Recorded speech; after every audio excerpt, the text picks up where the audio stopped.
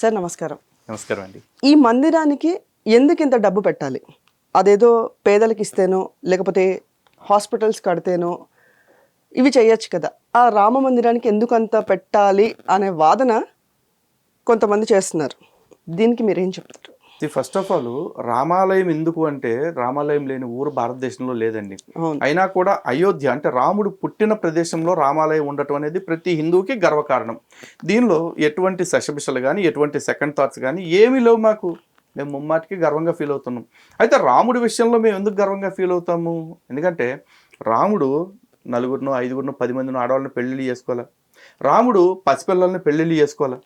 రాముడు నేను ఆడి పాపాల కోసం చంపుతున్నా, ఈడి పాపాల కోసం సస్తున్నా అని చెప్పేసి అబద్ధాలు చెప్పి ప్రజలను మోసం చేయలే.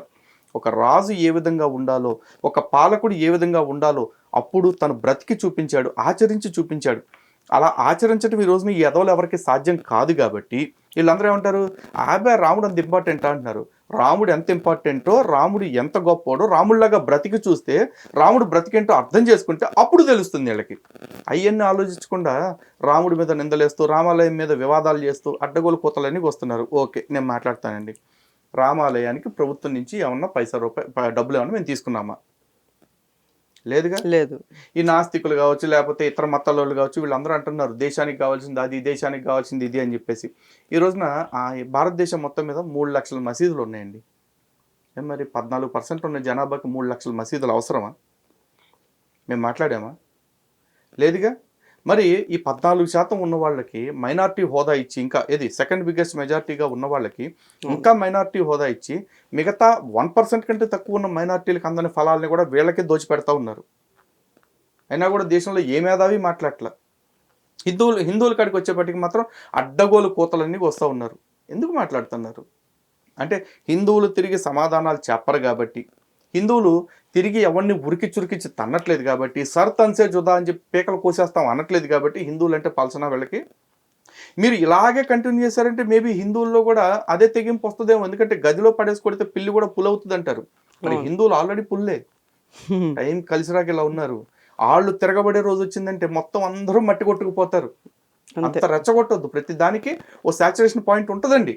సమాజం కోసం ఇంత చేస్తున్న పిఎం గురించి కూడా వాళ్ళు మాట్లాడుతున్నారు. సో దీన్ని అసలు ఎలా చూడాలి మనం? First of all Ayodhya Rama మందిరం ఏదైతే ఉందో అది కేంద్ర ప్రభుత్వానికి సంబంధించిన ప్రభుత్వ అధికారిక కార్యక్రమం కాదండి. అవును. రామ జన్మభూమి తీర్థక్షేత్ర ట్రస్ట్ ఎవరైతే ఉన్నారో ఆ ట్రస్ట్ వాళ్ళు జరిపిస్తున్న కార్యక్రమం.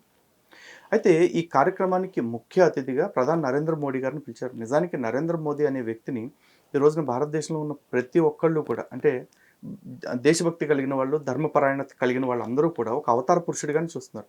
అటువంటి అవతార పురుషుడి చేతి మీదుగా ఆ విగ్రహ ప్రతిష్ఠ జరగాలని అందరూ కోరుకుంటూ ఉన్నారు. అయితే ఇటువంటి కార్యక్రమంలోకి, ఇటువంటి సమయంలో ఎవరైతే ఈ రామ మందిరానికి వ్యతిరేకంగా కోర్టు కేసులు వేసి పోరాడారో ఆ వ్యక్తులకి కూడా, ముస్లిం సమాజానికి సంబంధించిన వ్యక్తులకు కూడా ఆహ్వానాలు పంపారు. కారణం ఏంటంటే ఇక జరగాల్సిన గొడవలన్నీ జరిగిపోయింది. ఇంకా అక్కడతో సమస్య పోయింది. ఇక ఇప్పటి నుంచి అయినా సరే ఎవరి పని వాళ్ళు చేసుకుందాం, అందరం కలిసిమెలిసి ఉందామన్న ఒక సదుద్దేశంతో వాళ్ళకి పంపారు. ఈరోజు నిజంగా చూసుకుంటే ఈ రామ మందిరం కోసం త్యాగాలు చేసింది ఎవరండి? ఆ రోజున 92 డిసెంబర్ 6వ తారీఖున కొన్ని లక్షల మంది కరసేవకులు పనిచేశారు. ఆ తర్వాత నిన్నగాక మొన్న రామమందిరం కోర్టు తీర్పు వచ్చిన తర్వాత నిధి సేకరణ కోసం ఇంకొన్ని లక్షల మంది స్వయం సేవకులు నిధి సేకరణ కోసం పనిచేశారు. ఈ రోజున అక్షింతలు వితరణ జరుగుతూ ఉంటే అక్షింతల పంపకం కోసం కూడా లక్షల మంది కార్యకర్తలు పనిచేస్తూ ఉన్నారు. కానీ ఈ కార్యకర్తలు ఎవ్వరికీ కూడా ఈ కార్యక్రమానికి సంబంధించిన ప్రత్యేక ఆహ్వానాలు రాలేదు. ఆహ్వానాలు కావాలని వారు కోరట్లేదు. కారణం ఏంటి? మేము కోరుకుంది అక్కడ రామ మందిరం ఉండాలి, రామ జన్మభూమిలో రాముడి భవ్యమైన మందిరం నిలబడాలని కోరుకున్నాం. అది జరుగుతుంది, అదే మాకు ఆనందం.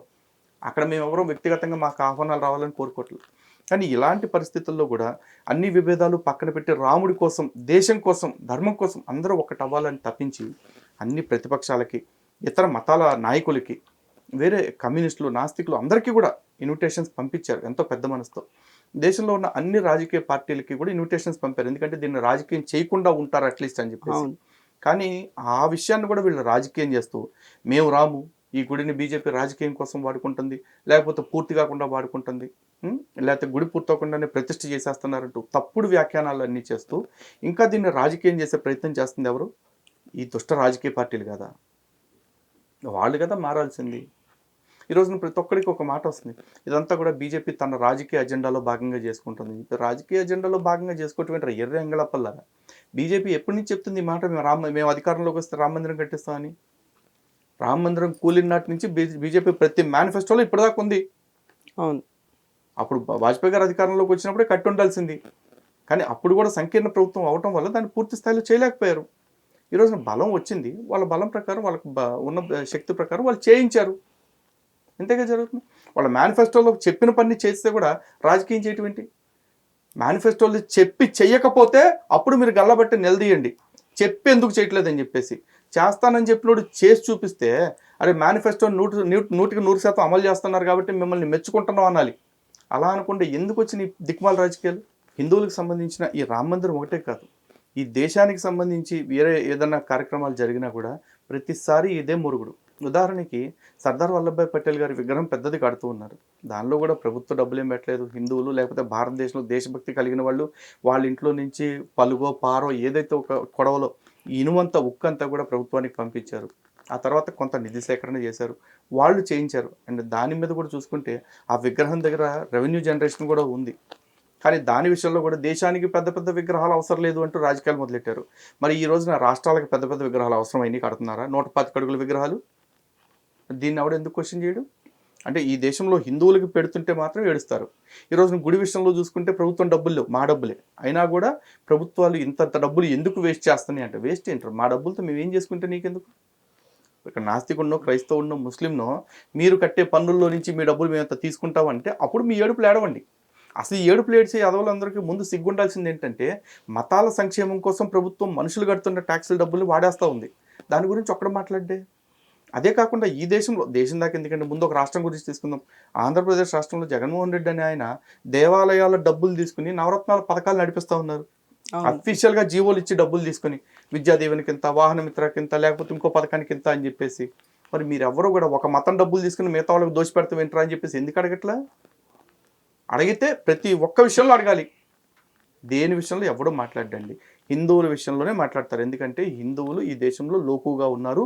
లోకుగా ఉన్నోని కాకులు పొడుస్తాయి అన్న సామెత ఎట్లాగూ ఉండనే ఉంది కాబట్టి. కానీ గుర్తుపెట్టుకుని రోజులు మారారు అబ్బాయి.